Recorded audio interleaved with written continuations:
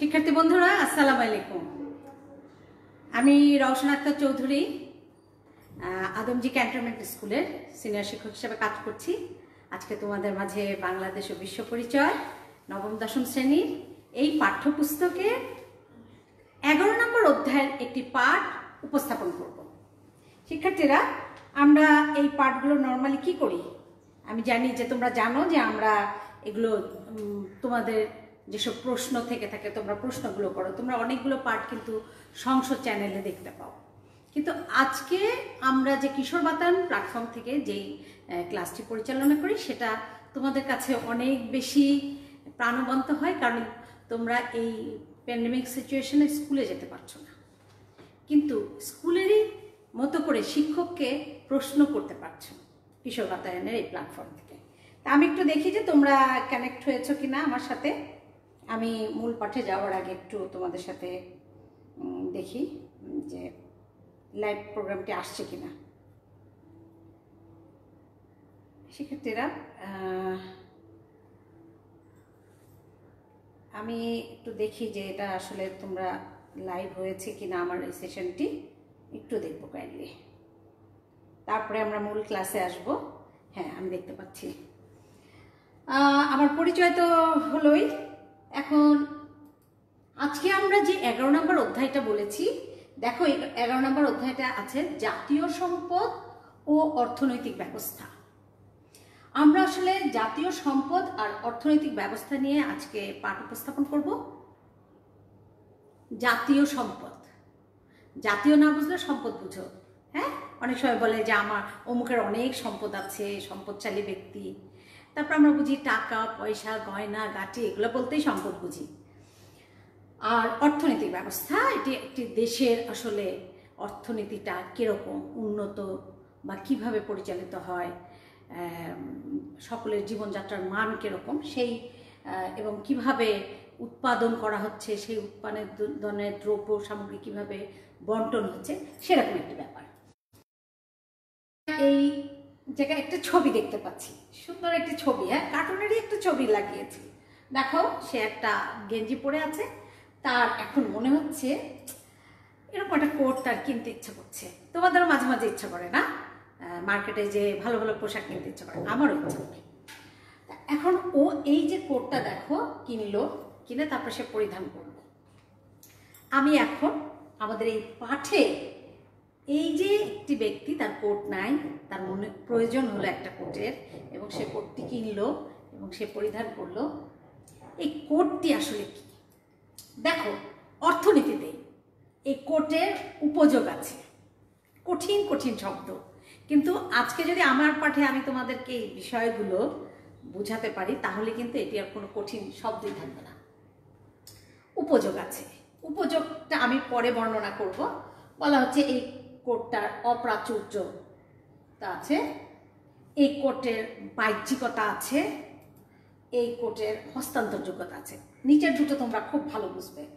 নিচের দুটি যদি আমি বলি, দেখো তোমরা কিন্তু হস্তান্তরযোগ্যতা মানে এই কোটটি এক জায়গা থেকে আরেক জায়গায় নেওয়া যায়, আর বাহ্যিকতা মানে দেখা যায় কোটটা, এই দুটো তোমরা ভালোভাবে বুঝেছ।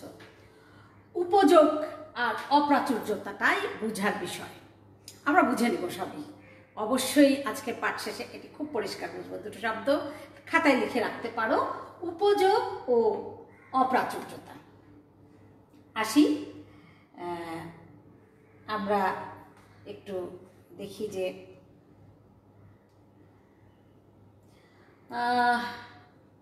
বলা হচ্ছে এই চারটা জিনিস যদি থাকে সেটা সম্পদ। এই চারটা উপাদান মানে বিষয় যদি থাকে কোনো জিনিসে তাহলে সেটি উপাদান। কোটের এই চারটা বিষয় আছে, আমরা এই দুটো বুঝেছি, এই দুটো এখনো বুঝি নাই, এই দুটো বুঝবো আর একটু পরে। বাট এইটুকুন মাথায় রাখো যে এই চারটি বিষয়বস্তু থাকলে সেটিকে সম্পদ বলবে। তাহলে বলতে হবে একটি দ্রব্য তখনই সম্পদ হবে যখন তার উপযোগ আছে, অপ্রাচুর্য আছে, বাহ্যিকতা আছে, হস্তান্তরযোগ্যতা আছে। আরেকটি কথা দেখো, এখানে বলা হচ্ছে যে এই লোকটি অভাব ফিল করেছিল। কিসের অভাব বলো তো? তার পোশাকের। তখন সে অভাব থেকে সে কি করলো জানো? প্রচেষ্টা, মানে চেষ্টা করলো। সে হয় মার্কেটে গিয়ে অথবা কোনো দর্জির দোকানে অথবা নিজেই কি করলো, সে উৎপাদন করলো। কি উৎপাদন করলো? অর্থ উৎপাদন করে ওই কোটটিকে শপিং মল থেকে কিনলো অথবা টেইলার থেকে বানালো বা নিজে হাতেই বানালো, হোয়াটএভার।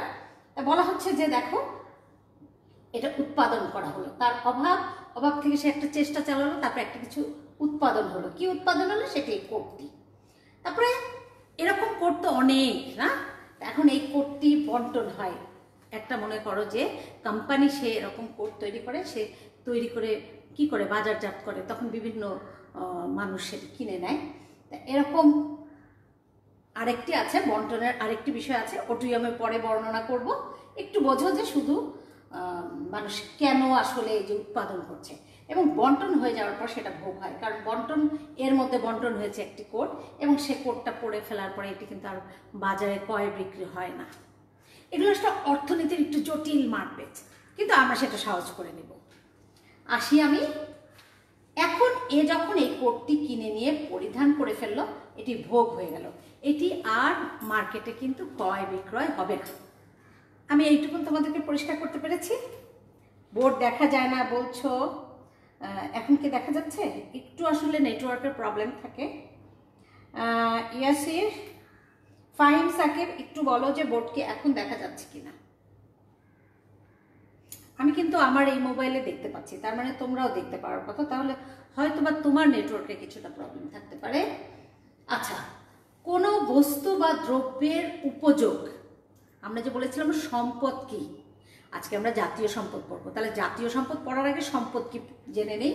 বলা হচ্ছে কোনো বস্তু বা দ্রব্যের উপযোগ, অপ্রাচুর্য, বাহ্যিকতা এবং হস্তান্তরযোগ্যতা থাকলে সেই বস্তু বা দ্রব্যকে সম্পদ বলা হয়। সোজা কথা, এই চারটা গুণ থাকলেই তখনই সেই দ্রব্যটা সম্পদ হবে। আসি, দেখো তো এখানে লেখা আছে উপযোগ। কোনো দ্রব্যের মানুষের অভাব পূরণের ক্ষমতাকে উপযোগ বলে। কোনো দ্রব্যের মানুষের অভাব পূরণের ক্ষমতা, তার মানে কি মনে পড়েছে? ওই ব্যক্তিটি তার কোটের অভাব বোধ করছিল এবং সেই থেকে সে কোট কিনলো। হ্যাঁ, তাহলে কোনো দ্রব্যের, তাহলে কোটটির কি আছে? মানুষের অভাব পূরণের ক্ষমতা। কি অভাব?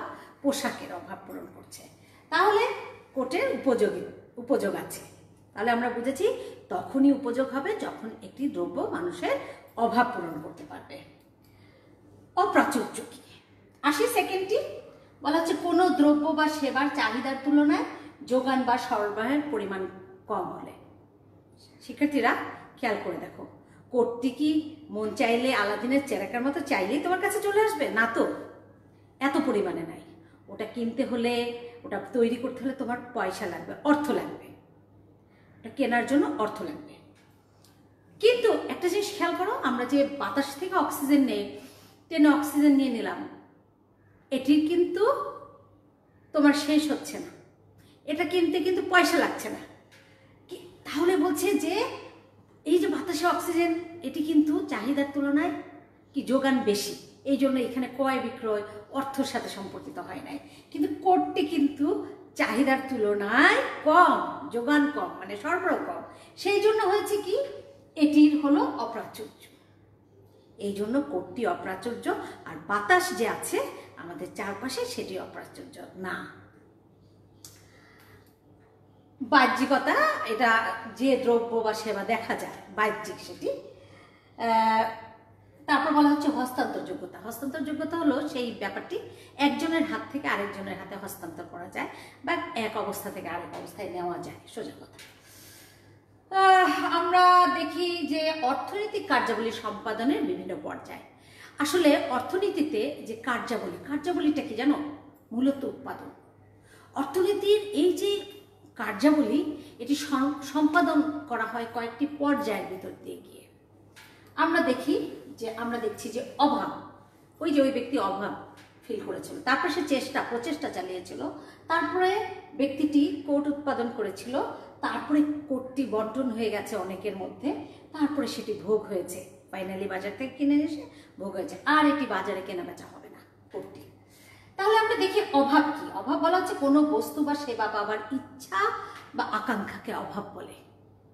আজকে আমি যে এই যে পাঠে যে এই শব্দগুলো বলছি, এগুলো কিন্তু তোমাদের জ্ঞানমূলক প্রশ্ন, বহু নির্বাচনী প্রশ্নে এই শব্দগুলো কিন্তু আসবে। অতএব আজকের পাঠে তোমরা এই ভিডিওটি আবার কিশোর বাতায়নে লগ ইন করে দেখবে এবং এই ছোটোখাটো উত্তরগুলো কিন্তু খাতায় একদম পরিষ্কারভাবে লিখে ফেলবে। বইতেও আছে উত্তরগুলো। বলা হচ্ছে প্রচেষ্টা কি? প্রচেষ্টা হলো কোনো কাজের উদ্যোগ গ্রহণ করা। সে অর্থ রোজগার করতে হয়েছিল কোটটি কিনতে। আসি, বলা হচ্ছে উৎপাদন কি?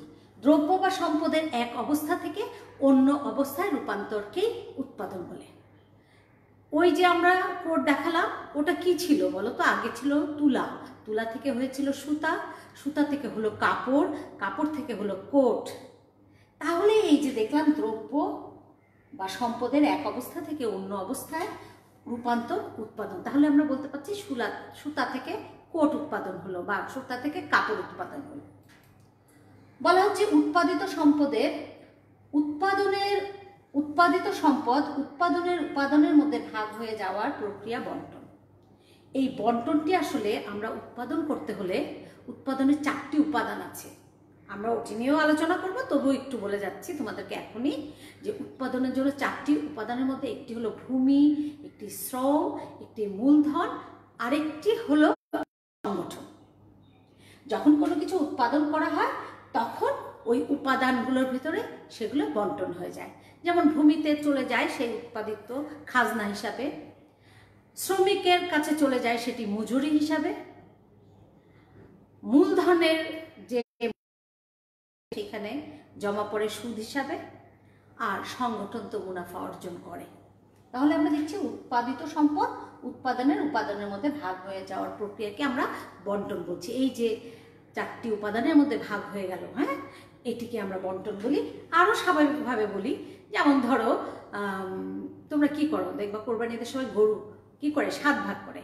তার মানে কি এই যে 7 ভাগ করে 7 জন ব্যক্তি নিচ্ছে, বা আবার বলছে 3 ভাগ করে তার 1 ভাগ ফকিরকে, 1 ভাগ আত্মীয় স্বজনকে, 1 ভাগ নিজেকে রাখা। এগুলো আসলে বন্টন, ঠিক আছে? আচ্ছা, অর্থনীতিতে একটু ওইভাবে উৎপাদনের কথাটি বলা হয়েছে। এরপরে আসি ভোগ কি?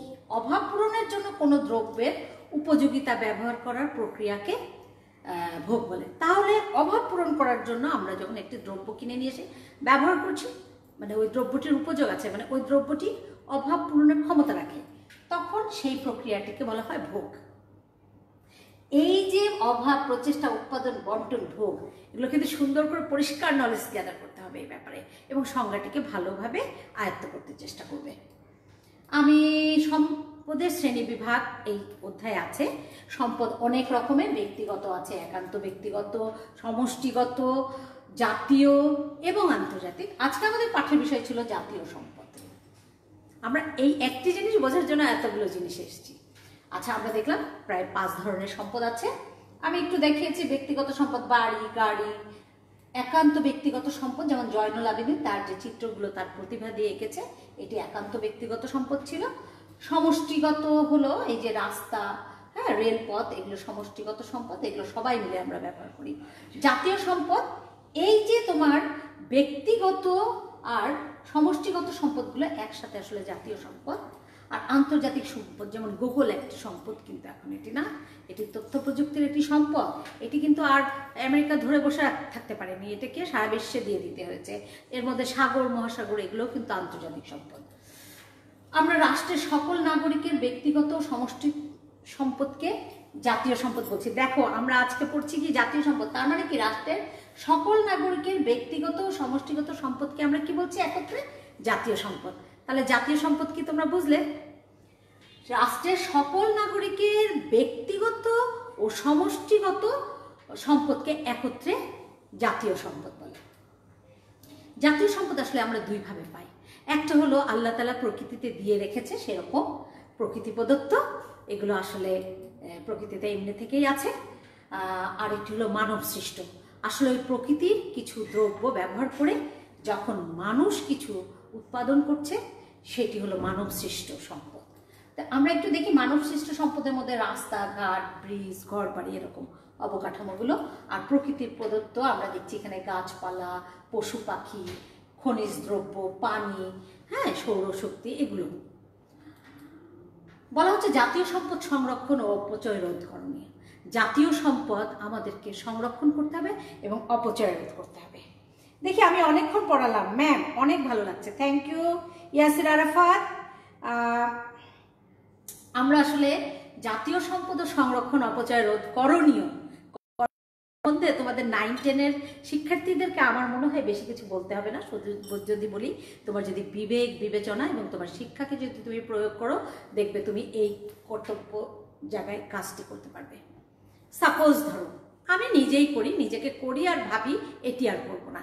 যেমন দাঁত মাজার সময় আমি ট্যাপটি খুলে ব্রাশটি ভিজিয়ে যে দাঁত মাজা শুরু করি, তারপরে আর ট্যাপটি বন্ধ করি না, পানি যেতেই থাকে।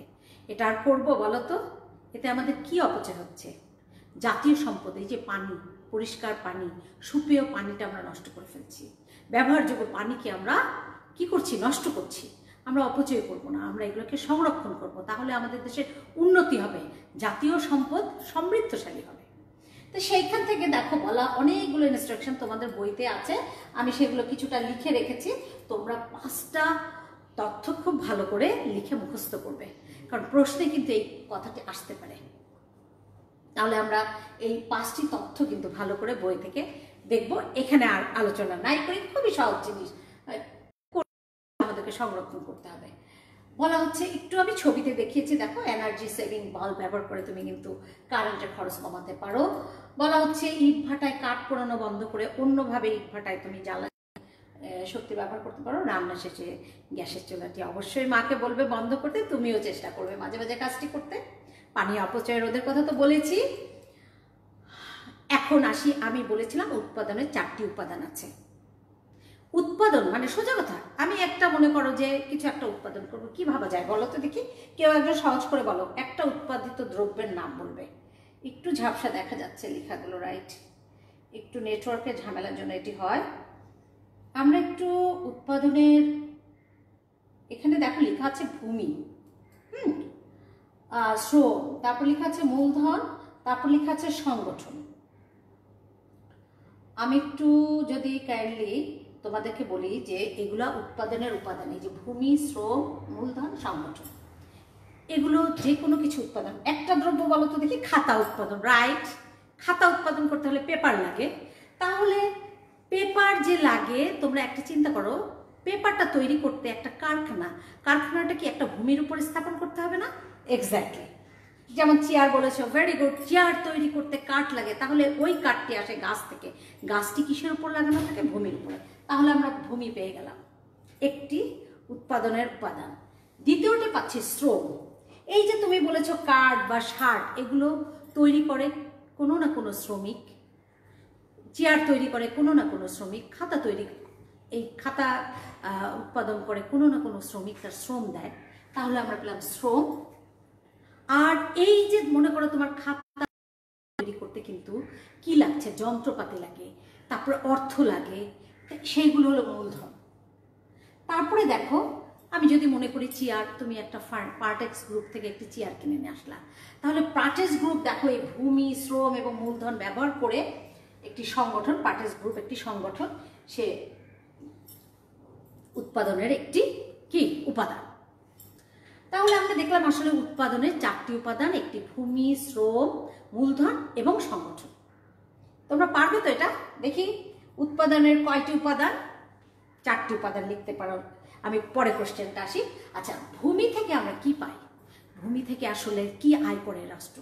ভূমি থেকে দেখবা খাজনা। তোমার বাবাকে জিজ্ঞেস করো, বাবা আমাদের যে জমি আছে বা দেশের বাড়িতে হোক, ঢাকায় হোক বা নিজে যেখানে থাকো সেখানে, সেগুলোর এগেনস্টে সরকারকে কি দিতে হয়? খাজনা। তারপরে একটু লেখাটা অস্পষ্ট, বাট আমার বর্ণনাটায় তোমরা হয়তো বা কিছুটা ধরতে পারবে। শ্রম, শ্রম, কেউ যদি শ্রম দেয় তাকে কিন্তু পারিশ্রমিক দিতে হয়, সেটা কিন্তু মজুরি। হ্যাঁ, তারপরে মূলধন থেকে, মূলধন সেটা আসবে, বা যন্ত্রপাতি ব্যবহার করে আমরা কি করি? হ্যাঁ, অর্থ রোজগার করছি। তাহলে এটা আসলে সুদ হিসাবে বলা হচ্ছে। সুদ আসলে কিছুই না, টাকা, যন্ত্রপাতি, এগুলো মূলধন। সংগঠন, সংগঠন কি করে? আফতাব কোম্পানি এতগুলো জিনিসের খরচ টরচ করে তার দেখবা বছর শেষে একটা কি থাকবে? লাভ থাকবে, সেটি হলো মুনাফা। সংগঠনরা মুনাফা অর্জন করে। তা আপতা ফার্নিচারের কথা বলেছি এখানে আমি। এই যে কোম্পানিটি এই যে এই তিনটাকে ব্যবহার করে উৎপাদন করছে, এদেরকে সংগঠনও বলা হয় বা উদ্যোক্তাও বলা, সংগঠক বলা হয় বা উদ্যোক্তা বলা হয়। ইংলিশে কি বলা হয়? এন্টারপ্রেনারশিপ না? তোমরা উদ্যোক্তা হতে চেষ্টা করবে, শুধু চাকরির আশায় মন মানসিকতা নিয়ে ডেভেলপ করবে না নিজেদেরকে। আচ্ছা, আমরা আসি যে অর্থনৈতিক ব্যবস্থা। আজকে আমাদের প্রথম পার্টটি শেষ, যে জাতীয় সম্পদ কি, জাতীয় সম্পদের সংরক্ষণ। এখন আমরা আসবো অর্থনৈতিক ব্যবস্থা। শিক্ষার্থীরা, অর্থনৈতিক ব্যবস্থা কি? এটাকে ইংলিশে বলা হয় ইকোনমিক সিস্টেম। আসলে যে ব্যবস্থা বা কাঠামোতে উৎপাদনের উপাদানসমূহের মালিকানা নির্ধারণ করা হয় এবং উৎপাদন প্রক্রিয়া এবং উৎপাদিত সম্পদের বন্টন ও ভোগ প্রক্রিয়া সম্পাদিত হয়, তাকে অর্থনৈতিক ব্যবস্থা বলা হয়। এত কঠিন মনে করার কিছু নাই, একটু শুধু মাথায় রাখবে যে যে প্রক্রিয়ায় উপাদানের মালিক নির্ধারণ করা হয় আর যে প্রক্রিয়ায় উৎপাদিত দ্রব্য বন্টন ও ভোগ প্রক্রিয়া সম্পন্ন করা হয়, সেটাই হলো ইকোনমিক সিস্টেম বা অর্থনৈতিক ব্যবস্থা। তাহলে আমরা দেখছি অর্থনৈতিক ব্যবস্থাটা আসলে একটা দেশের উৎপাদনের উপাদান, এটার মালিক কারা, ভূমির মালিককে, মূলধনের মালিককে, সংগঠনের মালিক কারা, এটা নির্ধারণ করা হয়। আরেকটি দেখছি অর্থনৈতিক ব্যবস্থায় তোমার এই যে উৎপাদনের উপাদানগুলো যে যেই প্রক্রিয়ায় উৎপাদন করা হচ্ছে, কোন সিস্টেমে, এটা কি সরকার করছে না বেসরকারি না ব্যক্তিগত নাকি সরকারি উদ্যোগে করা হয় উৎপাদনগুলো, সেই প্রক্রিয়াটা। আর এটি কিভাবে বন্টন হচ্ছে, এটি কি অল্প কিছু লোক শুধু ভোগ করে নাকি সবাই মিলে ভোগ করছে? হ্যাঁ, এই ব্যাপারটি, বন্টনটি এবং ভোগের ব্যাপারটি, এটি আসলে অর্থনৈতিক ব্যবস্থা। আমরা একটু দেখি এখানে আমরা দেখছি একটি ভূমিতে চাষ করছে। একটি ভূমি হলো উপাদান, না অর্থনৈতিক ভাষা বলবো উপাদান। উপাদান থেকে চাল উৎপাদন করেছে, তাহলে আমরা বলছি উৎপাদন করা হলো চাল। আমরা দেখছি যে চালটি আসলে কি প্রক্রিয়া উৎপাদন করলো, এটি কি সরকার করলো না ব্যক্তিগতভাবে করলো। আর আমরা দেখছি যে এখানে বন্টন, আসলে এই চালটি সকল জনগণই পাচ্ছে কিনা খেতে, কিনে ব্যবহার করতে পারছে কিনা। আর আমরা দেখছি যে যখন চালটি ভাত রান্না করে একজন খেয়ে ফেলছে, চালটি ভোগ হয়ে যাচ্ছে। এই অর্থনীতিকের এই চারটি জিনিস আমি কিন্তু তোমাদেরকে চিত্রের মাধ্যমে খুব সুন্দর করে বোঝাতে পেরেছি আশা করি। আসি আমরা, অর্থনৈতিক ব্যবস্থা সারা বিশ্বে 4 ধরনের আছে। তার মধ্যে একটি হলো ধনতান্ত্রিক অর্থনৈতিক ব্যবস্থা, একটি সমাজতান্ত্রিক অর্থনৈতিক ব্যবস্থা, একটি হলো ইসলামিক অর্থনৈতিক ব্যবস্থা। তোমরা দেখো তো এই 4 ধরনটা দেখা যাচ্ছে কিনা, অর্থনৈতিক ব্যবস্থা। আচ্ছা, এই 4টি মিশ্র অর্থনৈতিক ব্যবস্থা এবং ইসলামিক অর্থনৈতিক ব্যবস্থা। আমরা এই 4 ধরনের অর্থনৈতিক ব্যবস্থা সম্পর্কে আজকে আলোচনা করব।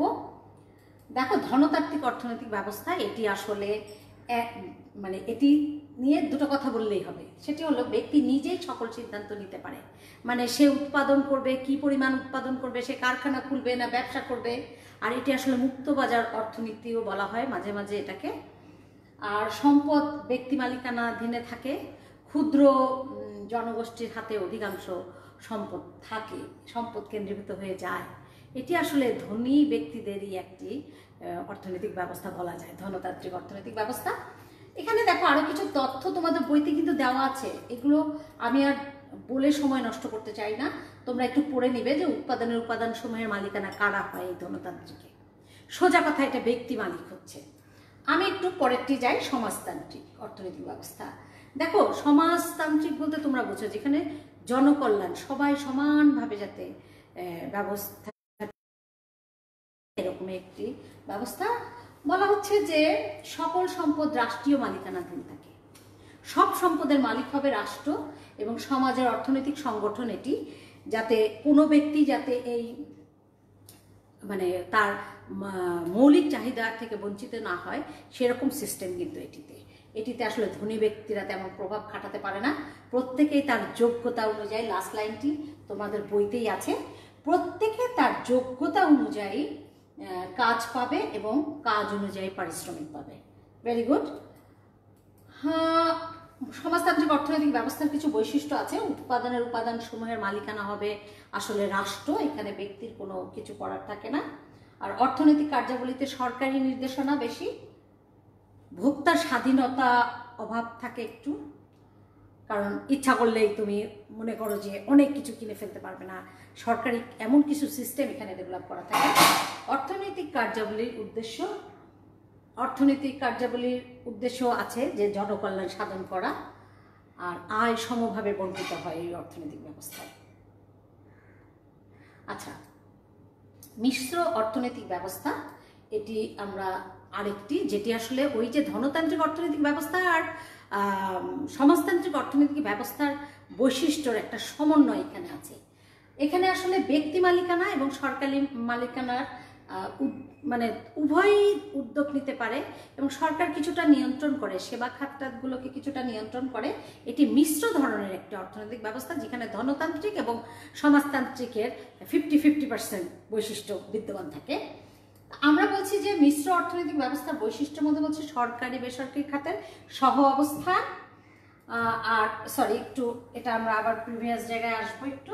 আর বলা হচ্ছে যে প্রতিযোগিতা আছে এই অর্থনৈতিক ব্যবস্থাতে, মুনাফা অর্জন ব্যক্তি পর্যায়ে হয়, উদ্যোক্তা ও ভোগকারীর স্বাধীনতা আছে, আয় বন্টন হয়। দেখা যায় যে এখানেও একটু ধনী ব্যক্তিরাই লাভবান হচ্ছে।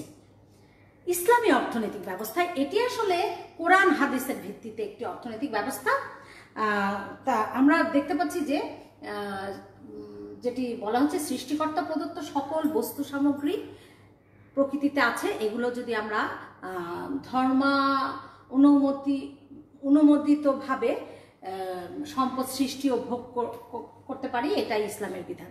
তুমি প্রকৃতির যেসব দ্রব্য আছে এগুলো ব্যবহার করে ইসলাম যেটি অনুমোদন দিয়েছে সেইভাবে যাতে এটি মানে ভোগ এবং উৎপাদন করা যেতে পারে, ইসলাম কিন্তু অনুমতি দেয় ব্যবসা করার। কিন্তু যেটি করে ইসলাম, দেখো ইসলামিক অর্থব্যবস্থায় কিছু বৈশিষ্ট্য আছে যেটা বলছে সম্পদের মালিকানা ব্যক্তি হতে পারবে, এখানে অনুমতি দিয়েছে। শরীয়ত ভিত্তিক অর্থনৈতিক ব্যবস্থা, আমরা জানি আমাদের ইসলাম ধর্মের 5টি স্তম্ভ আছে, হ্যাঁ, এবং রাসূলুল্লাহ সাল্লাল্লাহু আলাইহি ওয়াসাল্লাম কিছু বিধিবিধান করে দিয়ে গেছেন। সুন্নত অনুযায়ী আমরা এই শরীয়ত ভিত্তিক অর্থনীতি, এই ইসলামিক অর্থনীতি। উৎপাদন ব্যবস্থা, উৎপাদনের পারিতোষিক, আসলে দেখবা এই ইসলামিক অর্থ ব্যবস্থায় দুটো বিষয় খুব গুরুত্বপূর্ণ থাকে, একটি হলো হালাল, আরেকটি হলো জাকাত। দেখবা একটি ব্যক্তি যখন 1 লাখ টাকার মালিক হয় তাকে 2,500 টাকা দিয়ে দিতে হয়। তার মানে এখানে একটা কি হচ্ছে দেখো তো, আয় বন্টন হচ্ছে, সুন্দরভাবে বন্টন হয় এই ইসলামিক অর্থনৈতিক ব্যবস্থা। প্রাচীন বাংলায়, আমরা এবার বাংলাদেশের অর্থনৈতিক ব্যবস্থা কেমন ছিল একটু দেখো। প্রাচীন বাংলায় আমাদের একটি কথা কিন্তু তোমরা এখানে ভুল করে ফেলো প্রশ্ন উত্তর করতে গিয়ে, সমাজতান্ত্রিক অর্থ ব্যবস্থা আর সামন্ততান্ত্রিক অর্থ ব্যবস্থা। এখানে আমি কি লিখেছি দেখো তো, সামন্ততান্ত্রিক। তোমরা এই জিনিসটা খুবই কনফিউজ হয়ে যাও যে সামন্ততান্ত্রিক অর্থ ব্যবস্থা একটা, আরেকটা ছিল ওটা সমাজতান্ত্রিক অর্থ ব্যবস্থা। সামন্ততান্ত্রিক অর্থ ব্যবস্থা আসলে প্রাচীন বাংলায় প্রচলিত ছিল, মুসলিম এবং ব্রিটিশ আমলে আমাদের দেশে এটি ছিল।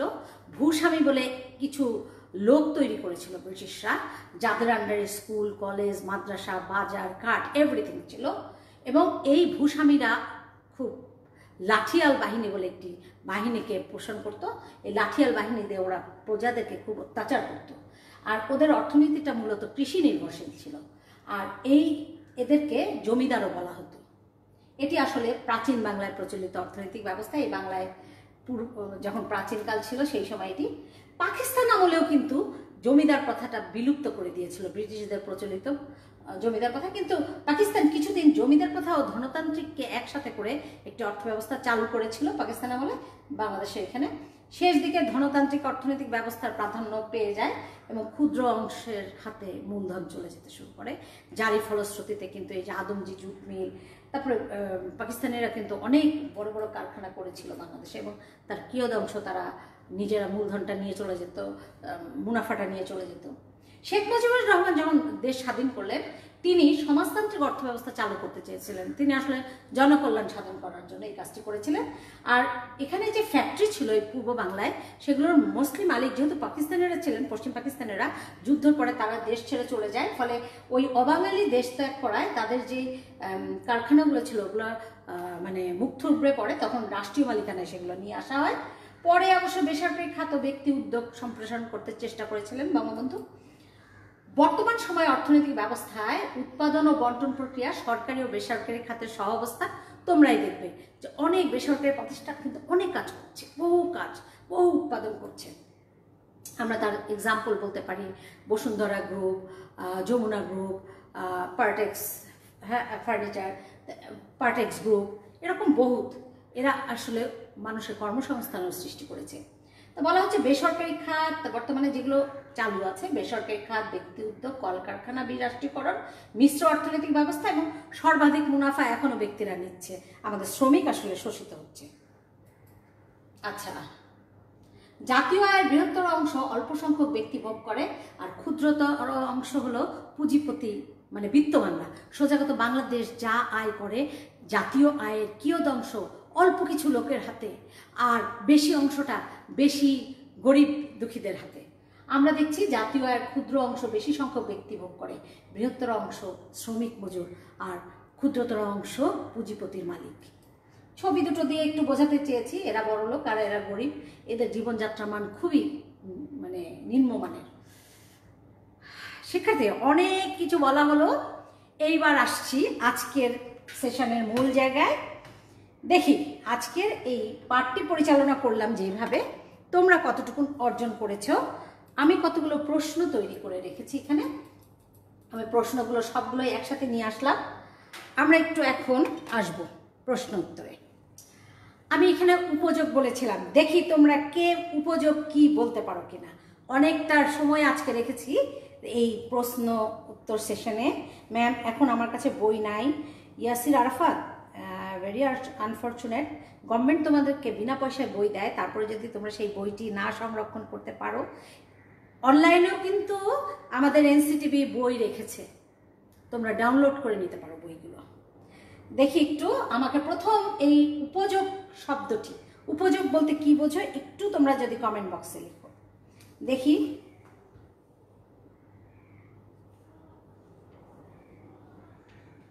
আমরা একটু দেখব প্লিজ।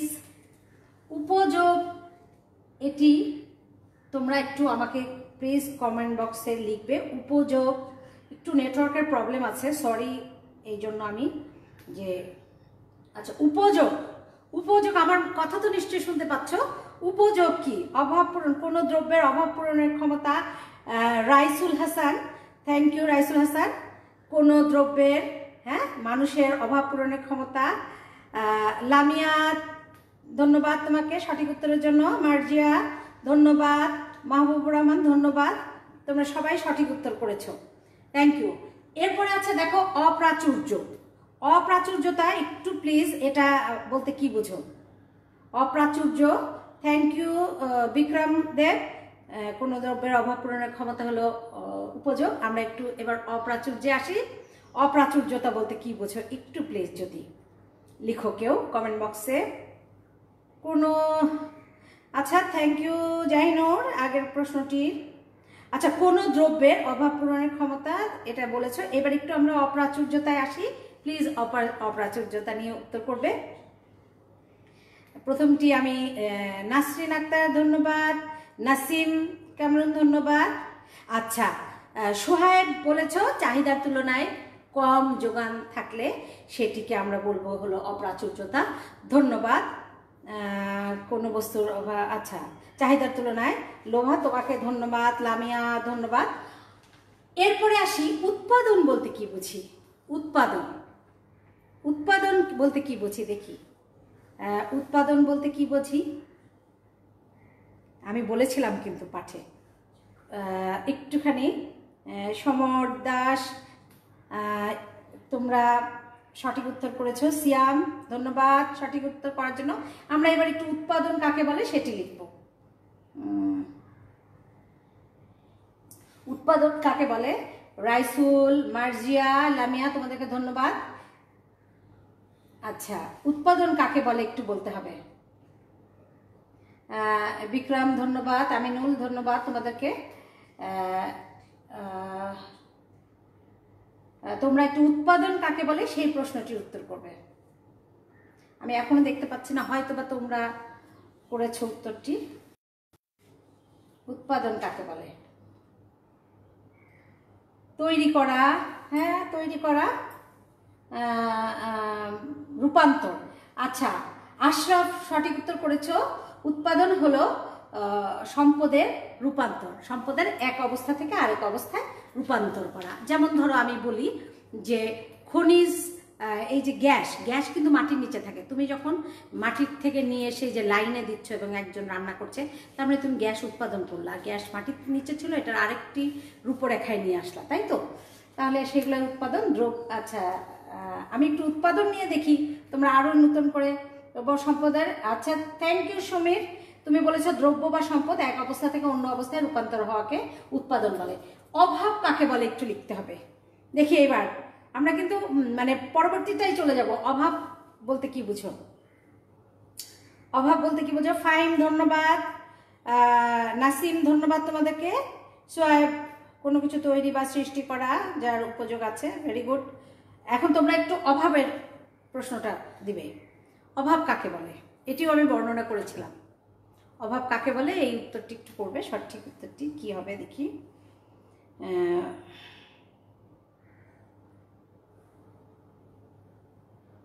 আচ্ছা, লামিয়া একটা সুন্দর উত্তর করেছে। লামিয়া ধন্যবাদ তোমাকে। হ্যাঁ, লোভা বলেছে কিন্তু উৎপাদন মানে তো নতুন কিছু সৃষ্টি হবে। আচ্ছা ঠিক আছে, সম্পদের এক অবস্থা থেকে অন্য অবস্থা। আমরা এবার অভাব জানতে চাচ্ছি। কোনো কিছু চাহিদার চেয়ে কম থাকা, রাইট? তখনই আমরা অভাব বোধ করবো না।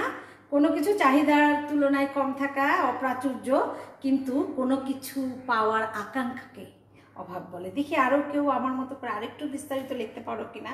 অভাব কাকে বলে দেখি। অভাব প্লিজ একটু লিখবে। অভাব কাকে বলে? কোনো কিছু না থাকা, ভেরি গুড। কোনো বস্তু যদি প্রয়োজন আছে কিন্তু নাই, ঠিক আছে, অভাব বলে। তোমরা বুঝতে পেরেছো, কোনো বস্তুর জন্য অনুভূত প্রয়োজন, রাইট? রাইট, কোনো বস্তুর। মাহবুবুর তুমি সুন্দর উত্তর দিয়েছো, যা থেকে রাইট। ফারহাদ তোমরা ঠিকই লিখেছো। লামিয়া সঠিক লিখেছো, ঠিক আছে। আমরা এবার প্রচেষ্টা, আচ্ছা বন্টনে যাই। প্রচেষ্টাটা বোঝা যায় যে আমরা চেষ্টা করি কোনো কিছুর জন্য। বন্টনটি একটু দেখি তোমরা কেউ বলতে পারো কিনা। আমি কিন্তু বন্টন বর্ণনা করেছিলাম যে বন্টন কাকে বলে না। হ্যাঁ, উৎপাদনে একটু ক্লু দিয়ে দিচ্ছি, দেখি লিখতে পারো কিনা। বন্টন কাকে বলে? ইয়েস, একটু দেখবো যে বন্টন কাকে বলে। তোমরা একটু লিখবে, বা তুমি যদি তোমার মানে তুমি যেটা বুঝো সেটাও যদি তুমি লেখো তাতেও আমি হ্যাপি। মানে তুমি কি বুঝেছো, এরকমই যে পাঠ্যপুস্তকের বা আমি যেটা পড়িয়েছি সেটাই লিখতে হবে না। তুমি আমাকে বোঝাতে পারো তাহলেই যথেষ্ট। এটি কোনো কিছু সেবা পাওয়ার ইচ্ছাকে অভাব বলে, ভেরি গুড। অভাব নিয়ে অনেকেই সুন্দর, সমীর সুন্দর উত্তর দিয়েছো। রাইসুল, লামিয়া, মার্জিয়া সুন্দর উত্তর দিয়েছে। এবার আমি একটু বন্টনটা চাই তোমাদের থেকে। বন্টন, ভাগ করা। দেখি রাইসুল, ভেরি গুড। রাইসুলের মধ্যে কোনো কিছু ভাগ করা, ভেরি গুড। কিন্তু একটু অর্থনীতিতে বলা হবে যে উৎপাদনের উপাদান সমূহকে, হ্যাঁ, উৎপাদনের মানে উৎপাদিত দ্রব্য উপাদানের মধ্যে মানে ভাগ করে ফেলাটা, ঠিক আছে। আমরা একটু বই পড়ে নেব। শ্রম, ভোগ কাকে বলে? তোমাদের বইতে পাঠ্যপুস্তকে আছে কিন্তু। ভোগ কাকে বলে আমি বলেছিলাম। ভোগটি কি? ভোগ কাকে বলে আমি বর্ণনা করেছিলাম। দেখি তোমরা পারো কিনা। ভোগ কাকে বলে পাঠ্যপুস্তকেও আছে। ভোগটি কাকে বলে প্লিজ একটু যদি আমরা লিখি। ভোগ করা, কোনো কিছু সমানভাবে ভাগ করা, ঠিক আছে। কোনো বস্তু উৎপাদনের পর তা নাগরিকের কাছে পৌঁছে দেওয়া, বন্টন, very good. Bikram thank you. উৎপাদন ভাগ করে দেওয়া। Farhad thank you. খুব সুন্দর লিখেছ শরীফা। উৎপাদিত সম্পদকে উপাদানের মধ্যে ভাগ করা, খুব সুন্দর লিখেছো। সম্পদকে 4টি উপাদানে ভাগ করা, এটি আসলে খুব সুন্দর লিখেছো, ভেরি গুড। আমরা এবার আসি একটু ভোগটি বলেছিলাম, ভোগ কি? ভোগ কি বলো দেখি? উৎপাদিত দ্রব্য ব্যবহার করার ক্ষমতা। ব্যবহার করে ফেললে, ভোগ করলে কি সেটি আর কেনা বেচা যায় না? Very good, thank you Nasrin, উত্তরটি দিয়েছো, সঠিক উত্তরটি। আমরা এবার একটু আসি ব্যক্তিগত সম্পদ কি। তোমাদের কিন্তু এগুলো জ্ঞানমূলকে প্রশ্নে হতে পারে, এই রকম প্রশ্নগুলো, এই চ্যাপ্টার ভেরি ভেরি ইম্পর্টেন্ট। এখান থেকে জ্ঞানমূলক প্রশ্ন, বহু নির্বাচনী প্রশ্ন আসবে ছোট্ট ছোট্ট জায়গাগুলো নিয়ে। দেখো অনেকগুলো শব্দ, কিন্তু এত শব্দের আছে, সমারোহ আছে এই অধ্যায়ে। তো এই চ্যাপ্টারটি কিন্তু বেশি পাতাও না, একটু রিডিং পড়ার চেষ্টা করবে। ব্যক্তিগত সম্পদ একটা বলো দেখি, তোমার একটা ব্যক্তিগত সম্পদের নাম লিখে দিলে আমরা বুঝবো যে তুমি বুঝে ফেলেছো। দেখি ব্যক্তিগত সম্পদ একটার নাম লিখবে দেখি, তাহলে আমি বুঝবো যে ব্যক্তিগত সম্পদ কি তোমরা বুঝেছো। নিজের সম্পদ, ঠিক আছে। আচ্ছা, নিজস্ব সম্পদ যেমন বাড়ি, ঘর, গাড়ি, ঠিক আছে, ভেরি গুড। আচ্ছা, পরের প্রশ্নতে আসি এবার আমরা একটু। দেখো, সংগঠন, উদ্যোক্তা, অর্থনৈতিক ব্যবস্থা, সম্পদ, জাতীয় সম্পদ, উপাদানের উপকরণ, বিনিয়োগ, এগুলো হলো অনুধাবনের প্রশ্ন আসতে পারে। এই যে সংগঠন, উদ্যোক্তা, সংগঠন করে যারা তাদেরকে উদ্যোক্তা বলে, আমি তোমাদেরকে বর্ণনা করেছিলাম। তারপর অর্থনৈতিক ব্যবস্থা, ইকোনমিক সিস্টেম কি, তারপর সম্পদ কি, ওই যে 4টা গুণ থাকলে সেটি সম্পদ হবে। জাতীয় সম্পদ কি, ব্যক্তিগত সম্পদ এবং জাতীয় সম্পদ সেটা মিলে। উৎপাদনের উপকরণ, উৎপাদনের উপাদান কি, উপকরণ কি সেগুলো। বিনিয়োগ কি, তোমাদের পাঠ্যপুস্তক। অনুধাবনের প্রশ্ন হতে পারে এবং এটি ব্যাখ্যা করতে হবে। যখন অনুধাবনের প্রশ্ন, অবশ্যই সেটি জ্ঞানমূলকটুকুন বুঝাতে পারলেই। তারপরে আমরা একটু আসি অর্থনৈতিক ব্যবস্থা নিয়ে, কিন্তু খুব বেশি আসে ইকোনমিক সিস্টেম।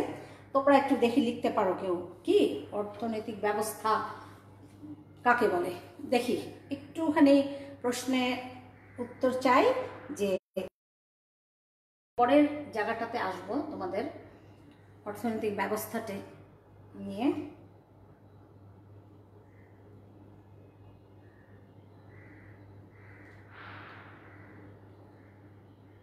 আমার একটু নেটওয়ার্কের প্রবলেম হচ্ছে, সরি, এই জন্য লেখাটি অস্পষ্ট। তোমরা একটু অর্থনৈতিক ব্যবস্থা, ইকোনমিক সিস্টেম, এটি কি একটু উত্তর লিখো তো দেখি। মানুষের অভাব পূরণের জন্য কোনো দ্রব্যের উপযোগিতা ব্যবহার করার প্রক্রিয়া। নো, ইকোনমিক সিস্টেমটা তোমাদের একটু বিস্তারিত লিখতে হবে, যে উৎপাদনের উপাদান সমূহের মালিকানা নির্ধারণ। তারপরে কি বলেছিলাম দেখি, বিস্তারিত লিখতে পারো নাকি? একজন একটু কমেন্ট বক্সে সময় নিয়ে হলেও এটা লিখো। আমি ততক্ষণে আরেকটু পরের জায়গায় যেতে চাই। দেখো, একটি প্রশ্ন আমি জানি না দেখা যাচ্ছে কিনা, ক দেশে কোন ধরনের অর্থনৈতিক ব্যবস্থা প্রচলিত আছে? ক দেশে কোন ধরনের অর্থনৈতিক ব্যবস্থা প্রচলিত আছে? ব্যাখ্যা করো। প্রয়োগে কিছু প্রশ্ন আসে, তোমার উদ্দীপকে শিক্ষার্থীরা আমার কথা তোমরা একটু কনসেন্ট্রেশন করবে। কিভাবে সৃজনশীল প্রশ্ন হতে পারে এবং কিভাবে উত্তর করবে তার একটি টেকনিক। এই অধ্যায়ে মূলত আমি দেখেছি 4টি জায়গা যদি তোমরা ক্লিয়ার করতে পারো, তাহলে তোমরা প্রয়োগ এবং উচ্চতর দক্ষতার প্রশ্ন খুব সহসাই দিতে পারবে।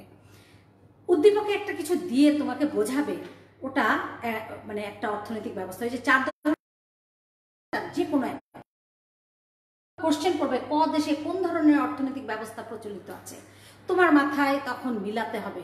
যখন দেখবে ব্যক্তি সবকিছু মালিক, তার মানে এটা ধনতান্ত্রিক। যখন দেখবে যে না, রাষ্ট্র সবকিছুর মালিক দেখাচ্ছে, তখন বুঝবে এটা সমাজতান্ত্রিক অর্থনৈতিক ব্যবস্থা। যখন বুঝবে যে না, এখানে ধনতান্ত্রিক কিছু বৈশিষ্ট্য দেখাচ্ছে, আবার এখানে দেখাচ্ছে ব্যক্তিও মালিক আছে, আবার রাষ্ট্র মালিক আছে, তার মানে এটি মিশ্র অর্থনৈতিক ব্যবস্থা। আর যখন দেখবে যে কোরআন সুন্নাহর আলোকে এরকম ব্যাপার আসছে, তখন বুঝবে যে ইসলামিক অর্থনৈতিক ব্যবস্থা। তাহলে তোমরা কিন্তু এই যে কোন ব্যবস্থা প্রচলিত, এরকম প্রশ্ন আসলেই কোন অর্থ ব্যবস্থা প্রচলিত, তখন অর্থনৈতিক ব্যবস্থা প্রচলিত, তখনই তুমি উত্তর করে ফেলতে পারবে। তোমার শুধু এই প্রত্যেকটার জন্য একটা করে শব্দ, গণতান্ত্রিকে ব্যক্তিগত, সমাজতান্ত্রিকে রাষ্ট্রীয়, আর মিশ্রতে সরকারি বেসরকারি দুটো ব্যাপার বুঝাবে। আর ইসলামিক তো কোরআন সুন্নাহর আলোকে বুঝাবে। জাকাত ব্যাপারটা থাকতে পারে, জাকাতের কথা উল্লেখ করলে বুঝে ফেলবে যে সেটি চলে যাচ্ছে কোন দিকে ইসলামিক অর্থব্যবস্থায়। আচ্ছা, আরেকটি প্রশ্ন করতে পারে, ক দেশের অর্থনৈতিক ব্যবস্থার সাথে খ দেশের অর্থনৈতিক ব্যবস্থা, দুটো দেশের অর্থনৈতিক ব্যবস্থা তারা উদ্দীপকে দিবে, দিয়ে বলবে ক দেশের অর্থনৈতিক ব্যবস্থার সাথে খ দেশের অর্থনৈতিক ব্যবস্থার কি করো, তুলনা করো। এখন তোমাকে দুটো অর্থনৈতিক ব্যবস্থা বের করতে হবে। তাহলে তুমি দেখো, খুঁজে চিন্তা করে দেখো যে ক দেশে কি ব্যক্তি মালিকানাধীন, পুঁজিপতির মালিক বেশি, স্বল্প লোক অধিক সম্পদের মালিক কিনা, এগুলো ফাইন্ড আউট করতে চেষ্টা করবে উদ্দীপকে গিয়ে। আর খ দেশটিকেও চেষ্টা করবে যে এটি কোনটা, এটা কি জনকল্যাণের স্বার্থে অর্থনৈতিক ব্যবস্থা চালু আছে নাকি কোরআন সুন্নাহর আলোকে আছে, তখন তোমরা কম্পেয়ার করতে পারবে। কিন্তু যেটাকে ফাইন্ড আউট করতে হবে যেটি কোন অর্থনৈতিক ব্যবস্থার মধ্যে পড়ছে, ক দেশ কোনটার মধ্যে পড়ছে, খ দেশ। আর তুলনামূলক আলোচনা কিন্তু তোমরা করে ফেলতেই পারবে। আচ্ছা, তারপরে বলা হচ্ছে, দেখো আবার আরেকটি প্রশ্ন, আরেক ধরনের প্রশ্ন হয়, আমি একটু এই প্রশ্নগুলোতেও তোমাদের দেখাই। বলা হচ্ছে যে কোন ধরনের অর্থনৈতিক ব্যবস্থা শ্রমিক এবং আয় বন্টনে অসমতা বেশি দেখা যায়। বলা হচ্ছে কোন ধরনের অর্থনৈতিক ব্যবস্থায় শ্রমিক এবং আয় বন্টনে অসমতা দেখা যায়। তোমরা তো এখন বলতেই পারবে যে ধনতান্ত্রিক অর্থনৈতিক ব্যবস্থায় শ্রমিক শোষণ হয় এবং অসম বন্টন হয়। তাহলে এটি যদি উচ্চতর দক্ষতায় প্রশ্ন আসে তোমরা বলতে পারবে না? অবশ্যই বর্ণনা করে ফেলতে পারবে। আচ্ছা, আরেক ধরনের প্রশ্ন হয়, ক নির্দেশিত অর্থনৈতিক ব্যবস্থায়, মানে ক দেশে নির্দেশিত অর্থনৈতিক ব্যবস্থায় ব্যক্তির সর্বোচ্চ উৎপাদনশীলতা ও সৃজনশীলতা নিশ্চিত করা যায় না। কারণ হলো, দেখো কেন নিশ্চিত করা যাচ্ছে না ব্যক্তির সৃজনশীলতা? তাহলে বলো দেখি তোমরা উত্তর করতে পারো কিনা। আমি যে ক্লুটি দিতে চেয়েছি যে এমন একটি অর্থনৈতিক ব্যবস্থা যেখানে ব্যক্তির সর্বোচ্চ উৎপাদনশীলতা ও সৃজনশীলতা নিশ্চিত করা যায় না, বলো দেখি এটার উত্তর কি হবে। একটু আমি দেখবো তোমাদের কাছে এই উত্তরটি চাইবো, তাহলে বুঝবো আজকের আমার এই পাঠ উপস্থাপন সফল ছিল। কোন অর্থনৈতিক ব্যবস্থায় একটা ব্যক্তির সর্বোচ্চ উৎপাদনশীলতা ও সৃজনশীলতা নিশ্চিত করতে পারে না? সবগুলো অর্থনৈতিক ব্যবস্থার কিন্তু পজিটিভ নেগেটিভ দুই দিকই আছে। আমি এটির উত্তর চাই যে কোন অর্থনৈতিক ব্যবস্থায় ব্যক্তির সর্বোচ্চ উৎপাদনশীলতা ও সৃজনশীলতা নিশ্চিত করা যায় না। আশরাফ উত্তর করেছে সমাজতান্ত্রিক। আশরাফ, কেন সমাজতান্ত্রিক তুমি বোঝাতে পারবে আরেকটি লাইনে? কারণ ম্যাক্সিমাম ধনতান্ত্রিক বলছো, কিন্তু আশরাফ বলেছে সমাজতান্ত্রিক। আমি একটু কেন, একজন একটু বক্সে দিবে যে কেন তোমার সমাজতান্ত্রিক মনে হলো, আর আরেকজন একটু বক্সে দিবে যে কেন তোমার ধনতান্ত্রিক মনে হলো।